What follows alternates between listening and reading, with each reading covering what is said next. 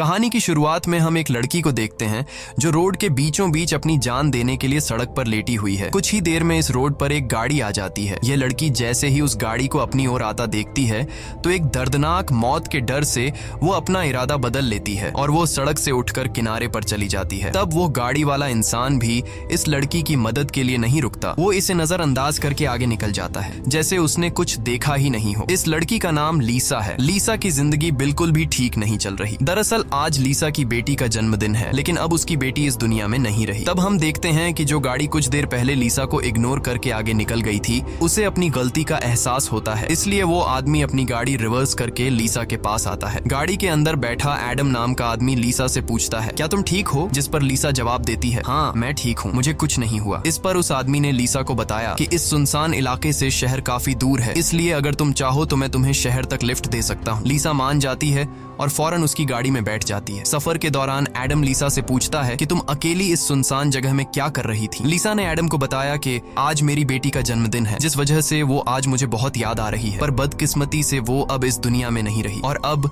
मैं बिल्कुल अकेली हूँ। कोई भी ऐसा नहीं है इस दुनिया में जिससे मैं अपना कह सकूं। लीसा की ये बात सुनकर एडम कहता है, अच्छा इस वजह से तुम रास्ते के बीचों बीच मरने के लिए लेटी हुई थी? जवाब में लीसा ने कहा, मैं मरना नहीं चाहती, बस एक बार किसी तरह से अपनी बेटी से मिलना चाहती हूँ। तभी लीसा कार का रेडियो ऑन कर लेती है। रेडियो पर एक न्यूज चल रही होती है। रिपोर्टर बताता है कि जंगल में एक सीरियल किलर घूम रहा है और आज सुबह इस किलर ने 2 और लड़कियों को मार दिया है। पुलिस के पास उस किलर की तस्वीर तो नहीं है, लेकिन उन्हें इसके बारे में ये जानकारी मिली है कि कातिल एक गोरे रंग का आदमी है जिसके पास ब्राउन कलर की गाड़ी है और उसके दाहिने हाथ पर एक क्रॉस का निशान है। ये खबर सुनकर लीसा के पैरों तले जमीन खिसक जाती है, क्योंकि रिपोर्टर रेडियो पर जिस कातिल का हुलिया बता रहा था वो कोई और नहीं बल्कि एडम ही था। उसके हाथ में क्रॉस का निशान देखकर लीसा बहुत ज्यादा डर जाती है। इससे पहले कि लीसा खुद को बचाने के लिए कुछ कर पाती, तभी एडम अचानक जोर से कार का ब्रेक लगाता है, जिससे लीसा का सर तेजी से कार की डैशबोर्ड से जा टकराया और लीसा बेहोश हो गई। कुछ देर बाद जब लीसा की आंखें खुलीं, तब उसने खुद को एक अजीब से बंकर में कैद पाया जो चारों ओर से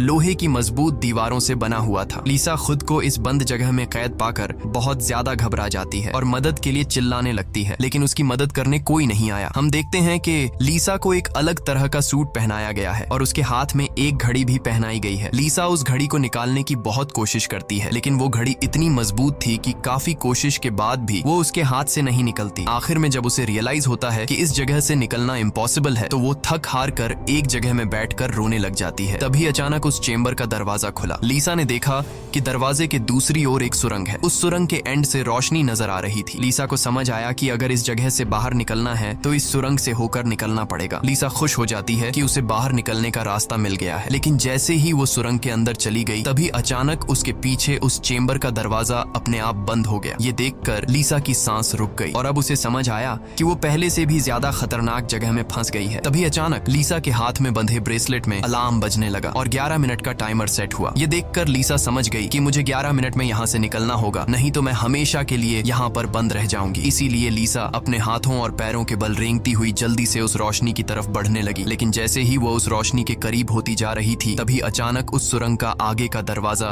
धीरे धीरे बंद होने लगा। ये देखकर लीसा और तेजी से आगे बढ़ने लगी, लेकिन जब वो उस दरवाजे के पास पहुंची तो वो दरवाजा पूरी तरह से बंद हो चुका था। लीसा को कुछ समझ नहीं आ रहा था कि अब यहाँ से कैसे निकला जाए। वो चीख चीख कर रोने लगी। तभी उसकी नजर उस दरवाजे के बगल से जा रही एक दूसरी सुरंग पर पड़ी, लेकिन वो रास्ता बहुत ज्यादा तंग था। लीसा को अब कोई और दूसरा रास्ता नजर नहीं आ रहा था, इसलिए लीसा हिम्मत करके किसी तरह सुरंग के अंदर चली गई और काफी मुश्किलों के बाद वह उस रास्ते को पार कर लेती है और आगे बढ़ते हुए एक ऐसी जगह पर पहुंच जाती है जहां एक प्लेटफॉर्म की तरह 2 रास्ते बने हुए थे। एक रास्ता ऊपर से जा रहा था और दूसरा रास्ता नीचे से। लीसा को कुछ समझ नहीं आया और वह ऊपर के रास्ते को चुनती हुई घुटनों के बल आगे बढ़ने लगी, लेकिन थोड़ा आगे जाते ही नीचे का फ्लोर ऊपर उठने लगा। अगर वक्त रहते लीसा वहां से नहीं निकल पाई तो नीचे का रास्ता उसे ऊपर चिपका कर मार देगा। लीसा डर के मारे तेजी से आगे बढ़ने लगी। वो उस जगह के बीच बस पिसने ही वाली थी कि तभी इस सुरंग के एंड तक उसका हाथ पहुंच जाता है और जैसे ही वो रास्ता पूरी तरह से बंद होने वाला था, लीसा अपनी जान बचाकर वहां से निकलने में कामयाब हो जाती है। खुद को कुचलने से बचाकर वो एक सुकून की सांस लेती है, लेकिन उसे पता नहीं था कि अब उसके लिए मुश्किलें और भी बढ़ने वाली हैं, क्योंकि आगे का रास्ता और भी ज्यादा खतरनाक है। तभी उसके घड़ी में अलार्म बज उठा। ये अलार्म बता रहा था कि आधा समय बीत चुका है और अब उसके पास सिर्फ 5 मिनट बाकी है। इसीलिए वो अब फिर से आगे बढ़ने लगी। जहाँ उसे थोड़ी दूर दूर जाते ही रास्ते में कोई इंसान लेटा हुआ दिखाई दिया। लीसा जब उसके करीब आई तो उसने देखा कि वो कोई जिंदा इंसान नहीं बल्कि एक जली हुई डेड बॉडी है जिसकी हालत बहुत खराब है। उस लाश के हाथ पर भी वैसी ही घड़ी बंधी हुई थी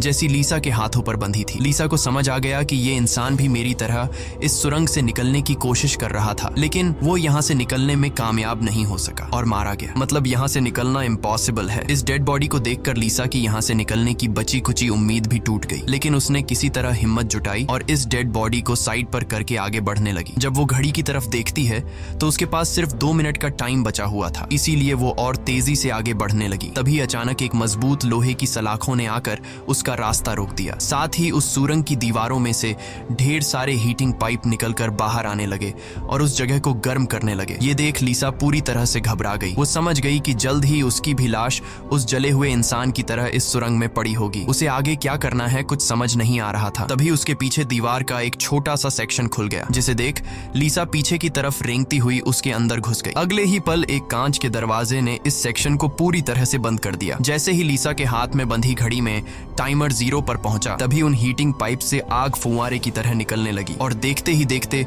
वो पूरी सुरंग आग की लपटों में डूब गई। लीसा जिस सेक्शन में बंद थी वह पूरी तरह से सिक्योर था, जिस वजह से उसकी जान बच गई। कुछ देर बाद वो हीटिंग पाइप्स वापस दीवार में चली गईं। लीसा जिस सेक्शन में बंद थी उस चेंबर का दरवाजा खुल गया। लीसा ने जो कुछ अभी अपनी आंखों के सामने देखा उस वजह से लीसा उस सेक्शन से बाहर नहीं निकलना चाहती थी, पर उस सेक्शन की दीवार लीसा को बाहर धकेल देती है और पहले की तरह अपने आप सुरंग से जुड़ गई। लीसा जैसे ही वहां से बाहर आई तभी उसकी घड़ी में फिर से 11 मिनट का टाइमर सेट हुआ। वह जैसे ही थोड़ा आगे बढ़ी तभी उस सुरंग का ऊपरी हिस्सा नीचे आने लगा और बिल्कुल उसके साथ आकर चिपक गया। बस इतना गैप बचा कि वो रेंगते हुए यहाँ से आगे निकल सके। लीसा अब पूरी तरह से बेबस हो चुकी थी। वो जोर जोर से रोने लगी। जब उसकी नजर घड़ी पर पड़ी तो वहां उसका टाइम खत्म हो रहा था, जिसका मतलब था कि अब से ठीक 11 मिनट बाद फिर से उस सुरंग में आग का सैलाब आएगा और लीसा को राख कर देगा। वो सोचती है कि इतनी बुरी मौत मरने से अच्छा है कि क्यों ना एक बार फिर से वो यहाँ से निकलने की कोशिश करे। इसीलिए वो फिर से हिम्मत करके अपनी जान बचाने के लिए पीठ के बल अपने हाथों के सहारे रेंगते हुए आगे बढ़ने लगी। थोड़ी दूर ऐसे ही रेंगते हुए जाने के बाद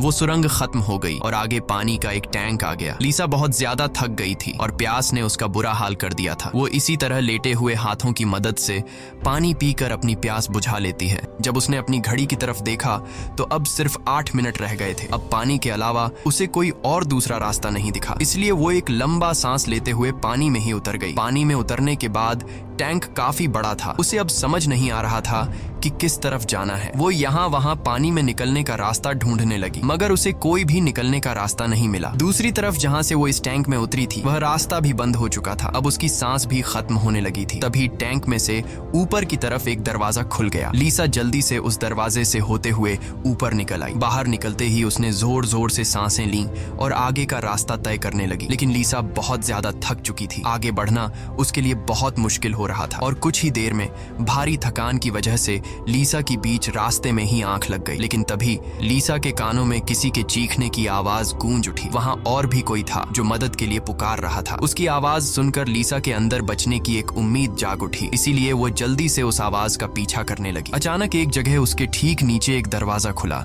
जिसके अंदर उबलता हुआ तेजाब था। लीसा उस तेजाब में गिरने से बाल बाल बची। वो तेजाब इतना खतरनाक था कि एक मजबूत लोहे को भी कुछ सेकंड में पिघला देता। लीसा जल्दी से अपने कपड़े का एक टुकड़ा काटती है और उसे टेस्ट करने के लिए तेजाब में डुबोती है। कपड़ा कुछ ही सेकंड में काली राख में बदल जाता है। ये देखकर वो बहुत ही संभल कर आगे बढ़ती है। वो अपने हाथों और पैरों को उस गड्ढे के किनारों पर रखकर उस जगह को पार करने ही वाली थी कि तभी उसका घुटना तेजाब में लग जाता है, जिससे लीसा दर्द से चीख पड़ी। खुशकिस्मती से उसके सूट की वजह से उसका घुटना गलने से बच गया, लेकिन उसके घुटने पर एक गहरा जख्म बन गया था। अच्छी बात ये थी कि अब वह मदद की आवाज काफी करीब से आ रही थी। लीसा अपना दर्द भूलकर फिर से उस आवाज का पीछा करने लगी और आखिरकार वो एक लोहे की ग्रिड के पास जा पहुंची। उससे कुछ दूरी पर एक और ग्रिड थी जिसके पीछे एक आदमी था। उस आदमी ने भी लीसा की तरह हाथ में घड़ी और सूट पहना था। लीसा उससे कहती है कि देखो मेरी बात सुनो, हम दोनों यहाँ पर फंसे हुए हैं। अगर हम एक दूसरे की मदद करें तो यहाँ से निकल सकते हैं। लेकिन वो आदमी काफी लंबे समय से उस सुरंग में फंसने की वजह से उसकी दिमागी हालत खराब हो चुकी थी। वो कभी लीसा को गालियां देने लगता तो कभी सॉरी करने लग जाता। वो कहता है कि ये लोग जल्द ही वापस आएंगे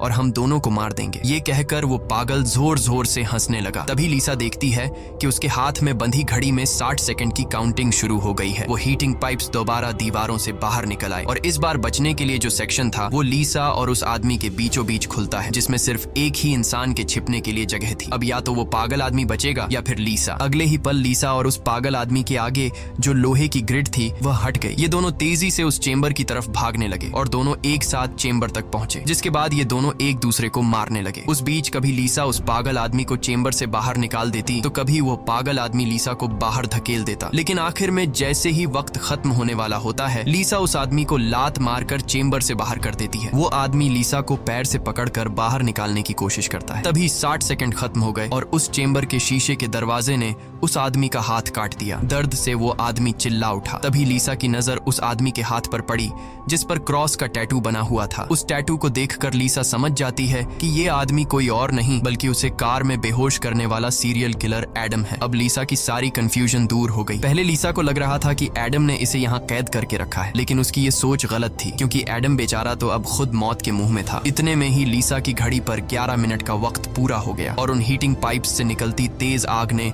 कुछ ही सेकंड्स में एडम को राख में बदल दिया। अपनी आंखों से एडम की इतनी भयानक मौत देखकर लीसा डर के मारे कांपने लगी। कुछ देर बाद सेक्शन के अंदर एक छोटे सुरंग में से एक रोबोट आता है। वह एक बहुत ही भयानक सा स्कल था। ये रोबोट लीसा को कोई नुकसान नहीं पहुंचाता बल्कि उसके तेजाब से जले हुए घुटने को ठीक कर देता है। लीसा ने उससे पूछा कि वो कौन है और उसे यहाँ क्यों लेकर आया है। जवाब में उस रोबोट के मुंह से एक टूल निकलता है और वो टूल लीसा के सूट के साथ कनेक्ट हो जाता है। उस टूल की मदद से लीसा को फ्लैशबैक की सारी बातें याद आने लगती हैं, जब वो कार में एडम के साथ थी और उसे एडम की सच्चाई का पता चलने पर एडम की उसके साथ झड़प हो गई थी। उस दौरान एडम ने लीसा पर चाकू से सीने पर वार किया और कार से बाहर फेंक दिया था। उसी पल लीसा को आसमान से उसकी ओर आती एक सफेद रोशनी दिखाई दी थी, जिसके बाद लीसा वापस प्रेजेंट में आती है। लीसा को अब एक बात समझ आ जाती है कि उन एलियंस ने ही दरिंदे एडम से उसकी जान बचाई थी और उसे यहाँ लाए थे, लेकिन वो उसे यहाँ क्यों लाए थे ये बताए बिना ही वो रोबोट वहां से निकल गया। लीसा ये भी समझ जाती है कि ये लोग जो भी हैं वे उसे मारना नहीं चाहते, बस उसे इस गेम को पार करना होगा, तभी वो यहाँ से निकल पाएगी। लीसा अब आगे का रास्ता तय करने उस चेंबर से बाहर आ गई। एडम का कटा हुआ हाथ भी वहां पर पड़ा हुआ था। उसी समय लीसा को उस कटे हाथ पर टाइमर के नीचे कुछ सिंबल्स दिखाई दिए। लीसा उन सिंबल्स का मतलब समझने की कोशिश कर ही रही थी कि तभी एक घूमता हुआ पंखा उसकी ओर आने लगा। उसे देख लीसा अपनी जान बचाने के लिए पीछे हटने लगी और उससे बाल बाल बचती हुई एक छेद से ऊपर की सुरंग में चली गई। तभी अचानक उसे सुरंग के ऊपर से किसी के चलने की आवाज सुनाई दी। वो आवाज एक जगह पर जाकर रुक गई। उस जगह पर सुरंग का ढक्कन खुला और उसमें से एक भयानक सा क्रीचर उतरा, जो देखने में तो इंसान था लेकिन जानवरों की तरह घुरा रहा था। उसका शरीर पूरी तरह से जल चुका था और उसकी आंखें सफेद पत्थर की तरह चमकदार थीं। तभी लीसा की नजर उसके कटे हुए हाथ की तरफ गई। उसका कटा हुआ हाथ देखकर लीसा समझ गई कि वो कोई और नहीं बल्कि एडम है, जो जलने के बाद एक राक्षस में बदल चुका है। अब वो लीसा को मारना चाहता था। एडम की आंखें जल गई थीं। इस वजह से वह लीसा को देख तो नहीं सकता था, पर वो सुन सकता था। लीसा चुपचाप धीरे धीरे आगे बढ़ने लगती है, लेकिन तभी उसकी घड़ी के फर्श पर टकराने से एक हल्की सी आवाज गूंज उठी, जिससे एडम को उसकी भनक लग गई और तेजी से लीसा को मारने के लिए उसके पीछे आने लगा। लीसा उसके हाथ लगने ही वाली थी कि तभी लीसा एक पतली सुरंग से उस पार चली गई। एडम को कुछ नजर न आने की वजह से वह उस जगह को पार नहीं कर पाया। लीसा उस सुरंग से आगे बढ़ती हुई एक ऐसी जगह पर पहुंची जहां उसके पास आगे जाने के लिए 2 रास्ते थे। लीसा को कुछ समझ नहीं आ रहा था कि किस रास्ते को चुनना चाहिए। वह बहुत सोचने के बाद जब उसे कुछ समझ नहीं आता तो वह एक अंदाजे से लेफ्ट वाले सुरंग में घुस जाती है। सुरंग के बाहर एक कमरा था जिसकी चारों ओर कांच की दीवारें थीं। उन दीवारों पर लीसा को उसके पैदा होने से लेकर अपनी बेटी को जन्म देने तक की सारी यादें दिखाई दे रही थीं। वहां लीसा ने यह भी देखा कि किस तरह उसकी लापरवाही की वजह से उसकी बेटी की जान चली गई। लीसा अपनी बेटी को याद करके बहुत रोने लगती है। तभी उसने देखा कि ऊपर छत से एडम फिर से उसके पीछे आ रहा है, लेकिन लीसा उससे अपनी जान छुड़ाकर एक दूसरे सुरंग में पहुंच जाती है, जहां उसने कुछ ऐसा देखा जिससे उसकी खुशी का ठिकाना नहीं रहा। उसने देखा कि उस सुरंग के खत्म होने पर बाहर नीला आसमान चमक रहा है। अपनी आजादी को इतने करीब से देखकर लीसा में दोबारा हिम्मत आ गई, लेकिन उस सुरंग को पार करने के लिए उसे एक कंटीले रास्ते से होकर गुजरना पड़ेगा। अब सिर्फ 60 सेकंड का टाइम बचा हुआ था। अगले ही पल हीटिंग पाइप्स भी दीवार से बाहर निकल आए, जो 60 सेकंड्स खत्म होते ही उस जगह को आग से भरने वाले थे। लीसा बिना टाइम जाया किए इन कांटेदार तारों के नीचे से जाने लगी, जिससे वो कांटेदार तार उसकी बॉडी में घुसकर लीसा की पीठ बुरी तरह से काट देते हैं। लीसा बहुत ज्यादा तकलीफ में होती है और उसके पीठ से बहुत ज्यादा खून निकलने लगता है, लेकिन लीसा खुद की परवाह किए बिना धीरे धीरे आसमान की तरफ बढ़ने लगी। तभी पीछे सुरंग में चेंबर खुला, जिसमें एडम झट से जाकर छिप गया। अब कुछ ही देर में आग आग का सैलाब आने वाला था। खून से लथपथ लीसा बाहर निकलने की कोशिश में थी, लेकिन बहुत ज्यादा खून बहने की वजह से अब आगे बढ़ना उसे मुश्किल हो रहा था। उसकी आंखें धुंधली हो रही थीं। तभी 60 सेकंड्स खत्म हो गए और अगले ही पल वहां आग बरसनी शुरू हुई। उससे पहले कि वो आग का सैलाब लीसा को भी अपनी चपेट में लेता, लीसा के ठीक नीचे एक द्वार खुला और वो नीचे एक चेंबर में जा गिरी और बेहोश हो गई। थोड़ी देर बाद जब लीसा की आंख खुली तो उसने देखा कि वो फिर से उसी जगह पर आ गई है जहां से उसने बढ़ना शुरू किया था। यानी अब तक उसने जितनी भी मेहनत की यहाँ से निकलने की, वो सारी जाया चली गई। ये देखकर लीसा अब पूरी तरह से टूट चुकी थी। तभी वो रोबोट उसकी मरहम पट्टी के लिए दोबारा आ जाता है। लीसा ने उसे मरहम पट्टी करने से रोका क्योंकि वो दोबारा ये सब दोहराने के लिए तैयार नहीं थी। उसने रोबोट से कहा कि वो अब सिर्फ मरना चाहती है। उस रोबोट ने लीसा की बात मान ली और उसके मुंह से एक इंजेक्शन निकलकर लीसा के शरीर की तरफ बढ़ने लगा। तभी लीसा को एडम के हाथ पर बने हुए निशान याद आ गए। वो समझ गई कि जरूर वो निशान यहाँ से बाहर निकलने का रास्ता बताते हैं, इसलिए वो अपने खून से दीवार पर एडम के हाथ पर बने हुए निशान बनाने लगी, जिसे काफी गौर से देखने के बाद लीसा को पता लगा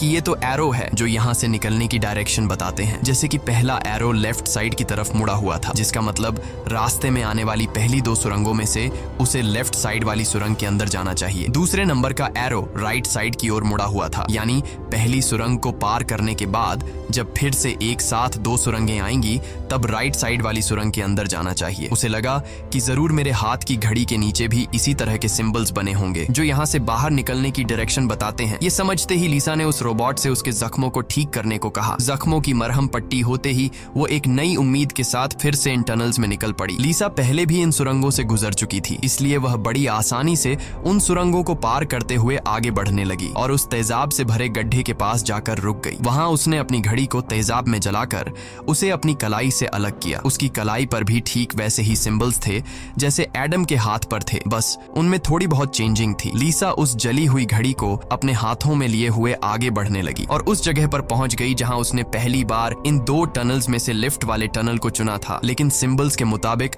सही सुरंग राइट वाली है। वो जल्दी से राइट वाली सुरंग में चली गई, जहां आगे जाकर उसे 2 और सुरंगें मिली जिनमें सही सुरंग लेफ्ट वाली थी। इसी तरह लीसा अपने हाथ पर बने निशान की मदद से हर बार सही रास्ता चुनकर आगे बढ़ रही थी, लेकिन तभी एक बार फिर से एडम उसके पीछे पड़ गया। यहाँ लीसा समझदारी से काम लेते हुए एडम को गुमराह करने के लिए एक सुरंग के अंदर अपनी घड़ी फेंक दी और खुद दूसरी सुरंग में छिपकर बैठ गई। एडम घड़ी की आवाज का पीछा करते करते दूसरी सुरंग में घुस गया। एडम के जाते ही जब लीसा ने अपनी कलाई पर बने सिंबल्स चेक किए तो उसे पता चला कि उसने एडम को जिस सुरंग में भेजा था वही सही सुरंग थी। ये देखकर लीसा बहुत ज्यादा परेशान हो गई। अब लीसा के पास कोई दूसरा रास्ता नहीं था, इसलिए वो धीरे से एडम जिस टनल में था वो भी उस टनल में घुस गई। ये टनल काफी अजीब सा था, ऐसा लग रहा था कि ये टनल जैसे किसी बड़े जानवर का पेट हो। लीसा धीरे धीरे आगे बढ़ने लगी। थोड़ा सा आगे जाकर उसने देखा कि उसकी घड़ी सामने पड़ी हुई है, लेकिन एडम भी वहाँ पर मौजूद है। एडम अब चूंकि देख नहीं सकता था, इसलिए लीसा चुपके से उस घड़ी को उठा लेती है, पर तभी घड़ी में 60 सेकंड्स बचे होने का अलार्म बजने लगा, जिसकी आवाज से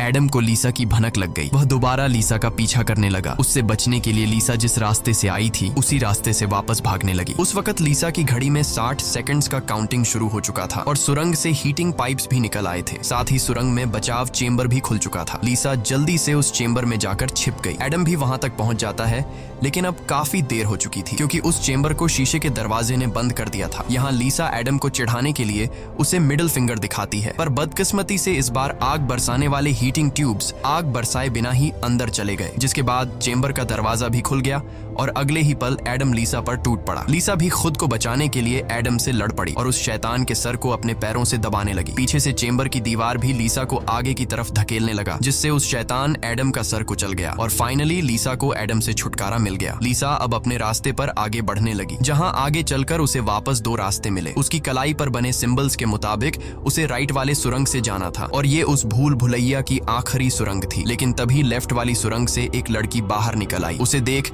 लीसा की आंखें खुली की खुली रह गईं और वो रोने लगी, क्योंकि यह लड़की कोई और नहीं बल्कि उसकी बेटी नीना थी। नीना के मरने के बाद से लीसा ने जीना ही छोड़ दिया था। उसकी बस यही एक ख्वाहिश थी कि वो किसी तरह नीना से मिल पाए और आखिरकार आज उसकी ये ख्वाहिश भी पूरी हो गई। नीना ने अपनी माँ लीसा से कहा कि अब दोबारा मुझे फिर से अकेला मत छोड़ना, जिस पर लीसा ने जवाब दिया, नहीं बेटा, मैं हमेशा तुम्हारे साथ रहूंगी। जिस पर नीना कहती है, तो फिर आओ मेरे साथ लेफ्ट वाले टनल में चलो। लीसा रोते हुए बोली, नीना, मैं तुम्हें फिर से खोना नहीं चाहती, लेकिन सच तो ये है कि तुम पहले ही मर चुकी हो और मेरी मंजिल दूसरी सुरंग में है। इतना कहकर लीसा वहां से जाने लगी। पीछे से नीना उसे पुकारती रही, लेकिन लीसा दिल पर पत्थर रखकर कर उस सुरंग से बाहर निकली। बाहर आते ही लीसा फूट फूट कर रोने लगती है। उसके बाद लीसा ने बिना समय गंवाए राइट वाली सुरंग में घुस गई, जहां उसे सुरंग के अंत में खुला आसमान दिख रहा था। वो खुश होकर तेजी से आगे बढ़ने लगी, लेकिन तभी उसके रास्ते में 3 लोहे के ब्लेड्स आ गए जो लगातार तेजी से ऊपर नीचे हो रहे थे, जिन्हें पार करने का मतलब था खुद के टुकड़े करवाना। लेकिन लीसा को हर हाल में यहाँ से निकलना था, इसीलिए उसने गौर किया कि उनमें से पहला ब्लेड हर 4 सेकंड्स में एक बार नीचे आ रहा है। लीसा उसके करीब पहुंची